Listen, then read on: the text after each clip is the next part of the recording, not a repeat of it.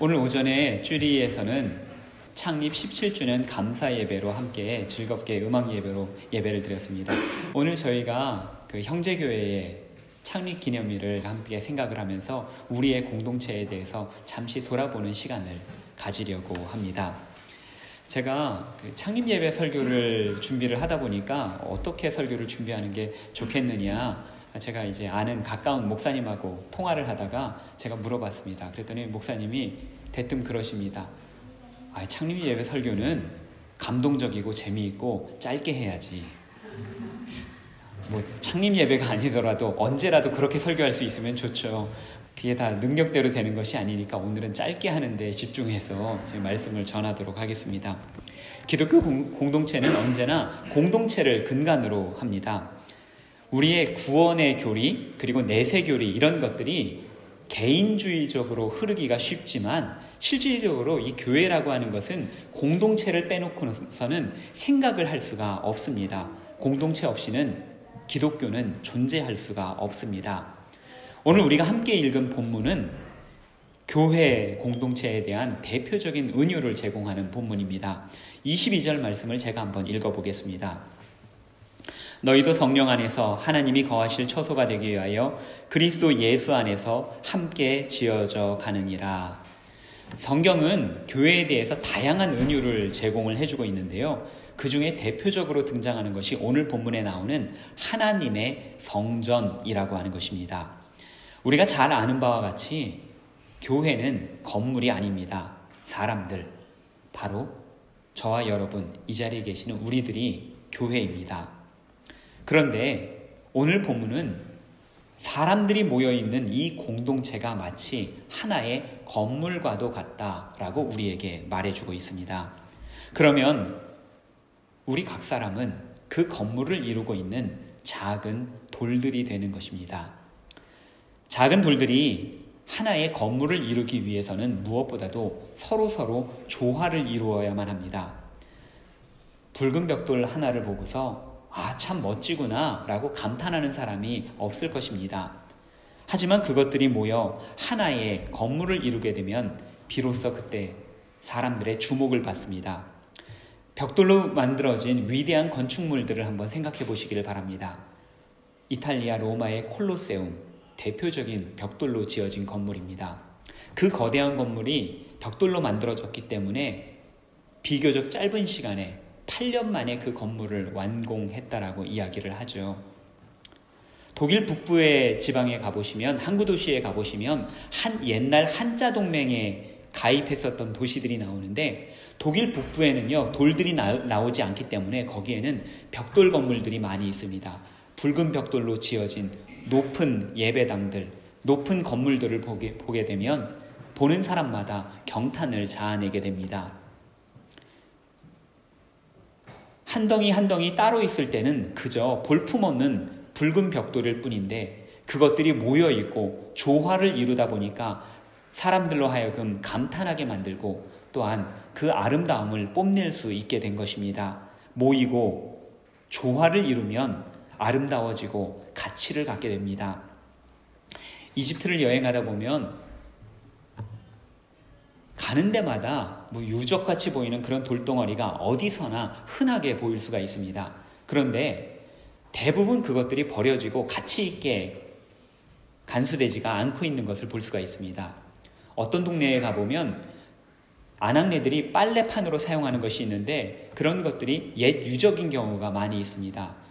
그런데 그냥 하나씩 있을 때는 빨래판도 되고 애들 뛰어노는 놀이터도 되지만 여기에 비슷한 돌들이 하나 둘씩 더 발견이 되고 그 돌들을 하나로 이어주는 이야기들이 나타나게 되면 그것들이 유적이 되고 명소가 되는 것입니다. 돌 하나씩 있을 때는 아무런 의미도 없지만 그것이 모이고 조화를 이루게 되면 비로소 그 가치를 드러내게 된다는 것입니다. 이는 비단 벽돌이나 돌처럼 보잘것없는 것들에만 해당되는 것이 아닙니다. 돌 중에서 가장 비싼 돌이 무엇입니까? 다이아몬드. 광석 중에서 가장 단단하고 가장 값비싼 광석입니다. 하지만 아무리 귀한 다이아몬드라 할지라도 가공되지 않은 원석은 보석으로서의 가치를 지니지 못합니다. 역사상 가장 큰 다이아몬드는 1905년 1월 25일 남아공에 있는 프리미엄 광산에서 발견된 컬리넌이라고 불리우는 다이아몬드였습니다. 그 원석의 크기가요, 3100캐럿이 넘는다고 합니다. 주먹보다 더 큰 크기라고 합니다. 이만한 다이아몬드 덩어리가 처음 발견됐을 때 사람들이 이걸 보고 이게 얼마나 귀한 다이아몬드냐 그랬겠습니까? 아닙니다. 감독관이 이것을 발견했는데요, 보고서는 그냥 유리 덩어리인 줄 알고 이게 뭐냐 한번 연구실에 가져가 볼까 하고 들고 왔는데, 와서 보니까 그것이 순수하게 흠이 없고 이물질이 없는 엄청나게 큰 다이아몬드였었다는 것입니다. 가공되기 전에는 그것이 무언지 그저 유리 덩어리처럼 보였었다라고 하는 것이죠. 컬리넌이 진정한 보석이 되기 위해서는 정교한 커팅이 요구되었습니다. 당시 남아공이 영국의 식민지였기 때문에 이 다이아몬드가 영국 황실로 비밀리에 공수가 되었습니다. 영국 황실에서도 다이아몬드를 받기는 받았지만 이것을 그대로 쓸 수가 없었죠. 그래서 당시에 세계적으로 유명했었던 세공업자들, 당시 세공업자들이 네덜란드 암스테르담에 많이 있었는데 거기에서 가장 유명한 애셔 형제를 불러서 그들에게 세공을 맡겼다고 합니다. 그 유명한 세공업자들도 이 큰 원석을 보니까 어떻게 할 줄을 몰랐습니다. 무려 한 달 동안 그 두 형제가 원석만 바라보고 있다가 어떻게 할까 드디어 이것을 잘라내기 시작을 했는데, 컬리넌이요 총 105개의 조각으로 잘려나갔습니다. 그 중에서 제일 큰 것은 530캐럿짜리 다이아몬드로 가공이 되었는데 그것이 나중에는 영국 황실의 여왕봉에 세팅이 됐다고 하고요. 두 번째로 큰 다이아몬드는 317캐럿이었는데 그것이 영국 왕실의 왕관 정면에 세팅이 되었다고 합니다. 아무리 크고 희귀한 보석이라도 그 자체로는 별 위력을 발휘하지 못합니다. 하지만 그것이 가공되어 영국 여왕의 홀에 그리고 영국 왕관의 중앙에 그것이 조화를 이루었을 때 비로소 진가를 발휘하는 것입니다. 조화를 이룬 것만이 가치를 지니고 아름다워진다라는 것입니다. 우리 역시도 공동체 안에서 조화를 이룰 때만이 우리 각자의 가치를 다할 수가 있습니다. 오늘 본문에서는 이것을 하나님의 권속이 되는 것이다 라고 이야기를 합니다. 본문 19절 말씀입니다. 그러므로 이제부터 너희는 외인도 아니요 나그네도 아니요 오직 성도들과 동일한 시민이요 하나님의 권속이라. 여기서 이 권속이라고 하는 말은 헬라어 원문에 오이케이오스라고 되어 있는데 이는 한 가정 안에 있는 가족이라 할지라도 따로따로 뿔뿔이 흩어져서 살 수 있는데 한 가정 안에서 함께 살고 있는 가족들을 의미하는 단어라고 합니다. 이를 우리말로 권속이라고 번역을 하였습니다. 흔히 듣는 단어는 아닌데 이 단어가 참으로 재미있습니다. 이 권자는요 돌아볼 권자이고 속자는 엮을 속입니다. 서로 돌아봄으로 엮여있는, 서로 돌아봄으로 맺어져 있는 관계가 바로 권속이라고 하는 말입니다. 우리가 보통 가족이라는 말을 영어로 쓸 때 패밀리라는 말도 사용하지만 하우스홀드, 여기에 한 가정 안에서 끈끈하게 맺어진 관계를 표현할 때 하우스홀드라는 말을 사용을 하죠. 오늘 본문을 번역하는 대부분의 영어 성경도 패밀리 대신에 하우스홀드라는 말로 이 본문을 번역을 하고 있습니다. 한 지붕 안에 있는 가족으로서 우리가 서로를 돌아보는 사람들, 서로를 책임지는 사람들이 되어야 된다라고 하는 의미입니다. 우리 공동체를 한번 돌아보시기를 바랍니다. 오늘 잠시 여행 중에 다녀가시는 분들도 계시고 하지만 우리 공동체를 보게 되면 한 분 한 분 참으로 보석처럼 귀한 분들이 계시는 것을 제가 볼 수 있습니다. 인원은 작지만 정말 특공대처럼 그렇게 훌륭하신 분들이 저희 공동체에 모여 계십니다. 하지만 어떤 분들은 원석처럼 그분이 가지고 있는 진가, 그분이 가지고 있는 가치가 공동체 안에서 충분히 드러나지 않는 그런 분들도 우리 가운데는 계십니다.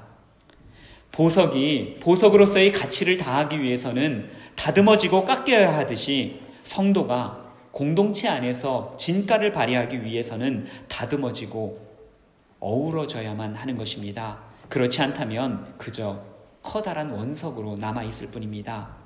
오늘 본문에 이러한 사람들을 표현하는 말씀이 있습니다. 19절에 등장하는 외인, 나그네라고 하는 표현입니다. 가족이 아니라는 것입니다. 제가 신학교를 졸업하고 처음 섬긴 교회는 조금 독특한 교회였습니다. 교회를 다니다가 다른 교회로 옮겨가는 것, 사람들이 교회를 옆에 있는 교회로 옮겨가는 것들, 이런 것들을 저희가 수평이동이라고 표현을 하는데요. 제가 섬기던 그 교회는 수평이동으로 대부분의 교인들이 구성된 그런 교회였습니다. 95%가 넘는 사람들이 다른 교회를 다니다가 저희 교회로 옮겨온 사람들이었습니다. 그때 당시에 저희 교회에 출석하는 장년 성도들이 약 2,500명 정도였는데요. 저희 교회에 등록되어 있는 교우의 숫자는 1,000명에 불과했습니다. 저희가 교회 통계를 내는 것 중에 등록 교인 대비 출석 인원이라는 통계를 내거든요. 전체적으로 몇 명이 등록되어 있는데 그 중에서 몇 명이 출석하느냐, 대부분 등록 인원보다 출석 인원이 작겠죠. 한국의 등록 교인 대비 출석 교인의 평균이 약 40%였습니다. 1,000명 등록되어 있는 교회라고 한다면 예배에 출석하는 사람들이 약 400명 된다라는 이야기였죠. 그런데 제가 섬기던 그 교회는 등록 교인 대비 출석 교인 수가 250%, 2배가 넘는 숫자가 등록도 하지 않고 교회에 출석하는 그런 교우님들이셨습니다. 절반 이상의 교우님들이 마치 결혼식이나 혼인신고도 하지 않은 채로 동거하는 사람들, 그래서 언제라도 헤어질 준비가 되어 있는 그러한 사람들 같았습니다. 동거라고 하는 것이 그런 것이죠. 책임이 없는 관계입니다. 언제든지 쉽게 정리할 수 있는 관계. 지금은 좋아서 단순히 동거하는 상태지만 환경과 상황이 맞지 않는다면 언제든지 남남이 되어버릴 수 있는 그러한 관계였습니다. 가족이 아니라 나그네였기 때문이고 외인이었기 때문입니다. 그런데 교회는 하나님의 권속이 되는 것입니다. 서로 돌아보는 것으로 맺어지는 가족이 되는 것이 교회입니다.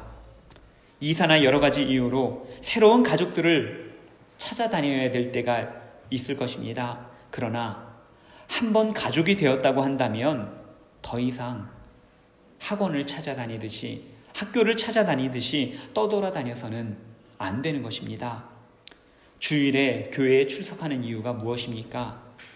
좋은 말씀을 듣기 위해서입니까? 함께 찬양을 부르기 위해서입니까? 오늘 저희가 이곳에 모여있는 가장 중요한 이유는 하나님께 예배하기 위함입니다. 하나님을 만나기 위해서 오늘 우리는 이 자리에 모여있는 것입니다. 교회에 찬양이 좋고 말씀이 좋고 좋은 프로그램이 있으면 좋겠지요. 하지만 그런 것이 교회의 필수 요건은 아니라는 것입니다. 하나님께서는 우리를 하나님의 권속으로 부르셨습니다. 하나님의 가족으로 삼아주셨습니다. 그러니 다시는 외인이 되지 말라, 나그네가 되지 말라, 오늘 본문은 우리에게 말씀하고 있습니다.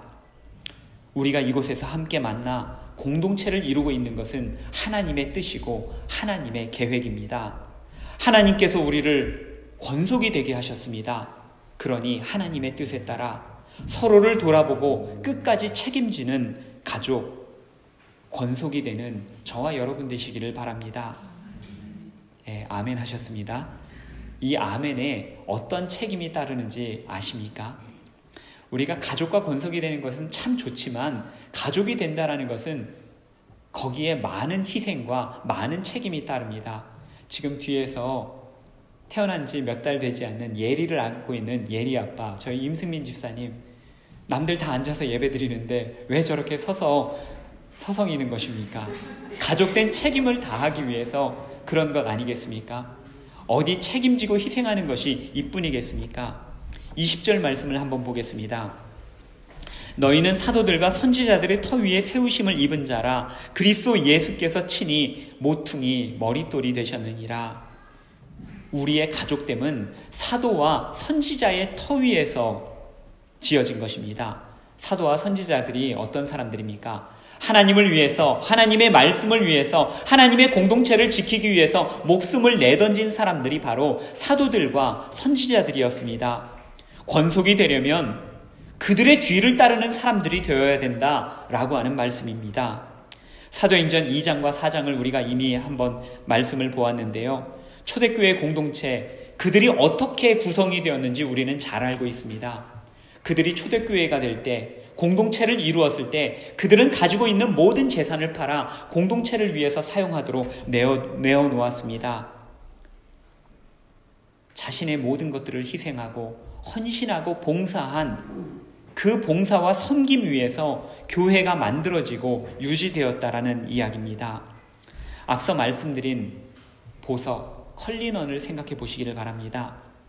3106캐럿이나 되는 크고 엄청난 보석이었습니다. 그런데 이것이 가공된 후에 얼마가 되었습니까?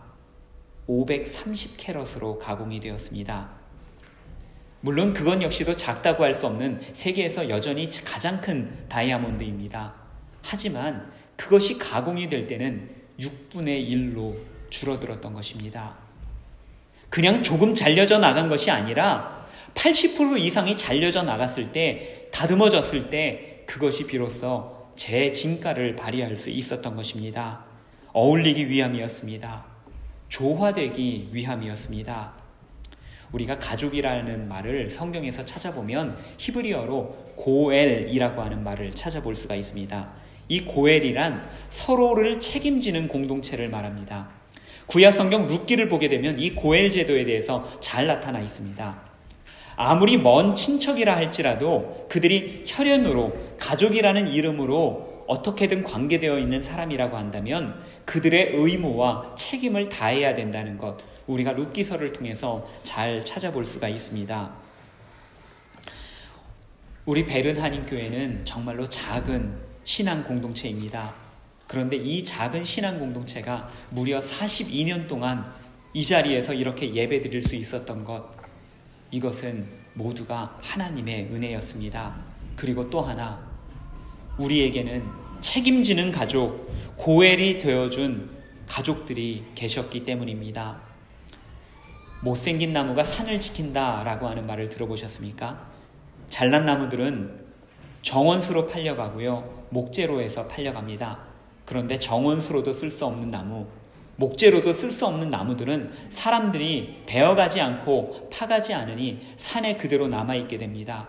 산에 그대로 남아있으면서 뿌리를 더 깊이 내리고 더 높이 자라면서 산을 지키는 그러한 나무가 되어주는 것입니다.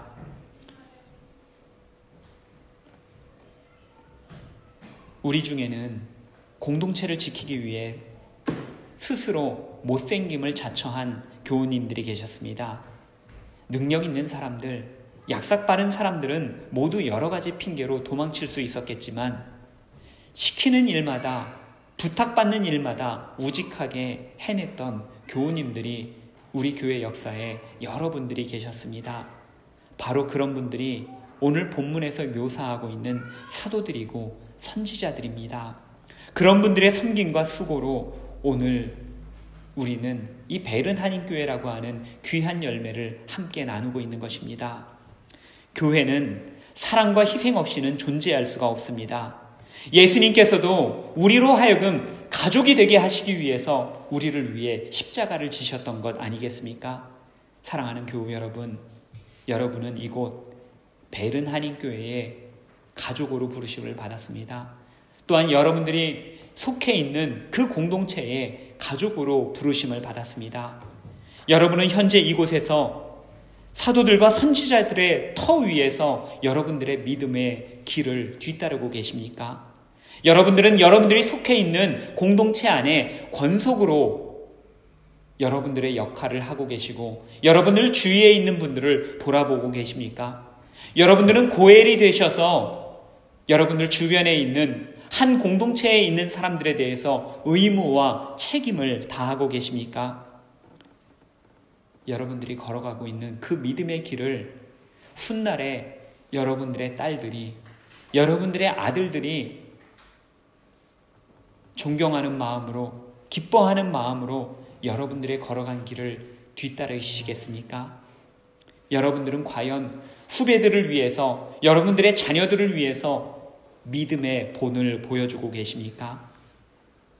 공동체를 위해 사랑과 은혜를 심고 계십니까? 그렇게 할 때 오늘 본문은 우리가 하나님의 거하실 처소가 될 것이다 라고 말씀하고 있습니다. 22절 말씀을 제가 다시 한번 읽어보겠습니다. 너희도 성령 안에서 하나님이 거하실 처소가 되기 위하여 그리스도 예수 안에서 함께 지어져 가느니라. 우리가 진실로 예수 그리스도의 사람이라고 한다면 반드시 공동체를 이루게 됩니다. 그리고 그 공동체 안에 언제나 하나님께서 함께 계시겠다라고 약속하고 계십니다. 하나님께서 거하실 처소란 세상에서 활동하시는 하나님의 활동의 중심지가 된다는 것입니다. 우리를 통해서 하나님께서 세상에서 일하시겠다. 우리를 통해서 하나님께서 세상에 하나님의 사랑과 은혜를 전하시겠다 약속하셨습니다. 우리는 교회만을 위해서 부름받은 사람들이 아닙니다. 세상 속에 하나님을 보여주기 위해서 우리는 부름을 받은 것입니다. 에스겔의 환상 속에서 여호와 삼마의 하나님이 등장합니다. 여호와 삼마는 하나님께서 거기에 계시다라고 하는 뜻이죠. 하나님께서 베른 한인교회를 하나님의 처소로 삼기를 원하십니다. 여호와 삼마, 베른 교회에는 하나님께서 계시다. 하나님께서는 세상 사람들로 하여금 이 말을 듣기를 원하십니다. 그래서 베른교회가 세상에 나갔을 때는 빛이 되고 소금이 되는 역할, 하나님의 사랑과 은혜를 전하고 나누는 그런 역할을 하기를 원하십니다. 그렇게 되기 위해서 우리는 반드시 깎여져 나가고 다듬어져야만 합니다. 그것이 끌과 정으로 때리는 아픔이고 고통일지라도 조화를 이루기 위해서는 다듬어져야만 합니다. 유럽의 건축물들을 보게 되면 대부분 오랜 시간에 걸쳐서 중축되고 개축된 것을 볼 수가 있습니다. 예배당들이 대부분 다 그런 예들이고요. 예배당에 가보시게 되면 그 예배당이 몇 세기에는 이런 모습이었는데 100년 뒤에는 이런 모습이 되고 또 100년 뒤에는 높은 첨탑을 세우고 이러한 도면들, 그림들을 우리가 볼 수가 있습니다. 또한 베른이 자랑하는 아케이드 거리 역시도 그렇게 오랜 세월 증축과 개축을 통해서 만들어진 거리들입니다. 그런데 이 건축물들이 항상 지어졌을 때는 완전한 건축물로 지어준 것 같지만 이것이 더 멋지게 지어질 때는 반드시 일부가 허물어져야만 했습니다. 그냥 완전한 건물에서 뭐만 덧대어서 새로운 건물을 더 멋있게 만드는 것이 아니라 일부를 헐어내고 다시 만들 때 비로소 그 건물들이 온전해졌다라는 것입니다. 그대로 있을 때에는 아무런 변화도 없고 더욱더 새로워질 수도 없고 좋아질 수도 없습니다. 그러나 우리가 다듬어지고 우리의 일부가 허물어질 때 그것이 새롭게 지어질 수 있고 더욱더 완전한 건물로 지어질 수 있다는 것입니다. 사랑하는 교우 여러분, 우리 함께 하나님께서 거하실 처소로서 함께 지어져가는 저와 여러분 되시기를 바랍니다. 때로는 우리 자신이 그저 흔하디 흔한 벽돌처럼 느껴질 때도 있을 것입니다. 내가 이러려고 이 교회에 왔나? 내가 이런 일 하려고 이 교회에 왔나?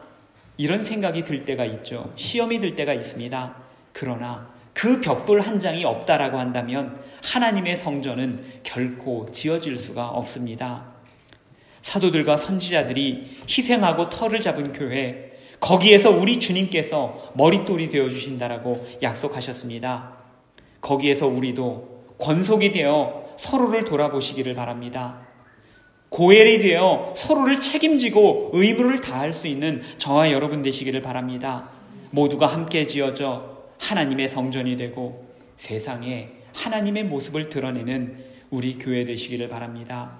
그래서 40년이 아니라 50년, 100년이 될 때에도 이곳에서 늘 하나님을 바라는 사람들이 하나님께 예배하고 하나님의 영광을 찬양하는 우리 베른 한인교회, 이 교회를 볼 때마다 여호와 삼마, 하나님께서 베른 한인교회에 계시다, 하나님을 믿지 않는 사람들조차도 그렇게 고백할 수 있는 우리 베른 한인교회 만들어가는 저와 여러분들 또한 각자의 공동체 안에서 그러한 공동체 만들어갈 수 있는 저와 여러분 되시기를 간절히 바랍니다. 기도하겠습니다. 저희를 교회로 불러주신 주님, 벽돌과 같은 저희라도 함께 모이게 하시고 조화를 이루게 하시니 감사드립니다. 저희로 하나님께서 거하실 성전이 되게 하여 주시옵소서. 원석 같은 우리를 깎고 다듬어 주시옵소서. 서로 조화를 이루게 하여 주시옵고 공동체를 이루고 빛을 발하는 우리 교우님들 되게 하여 주시옵소서. 예수님 이름으로 간절히 기도드립니다. 아멘.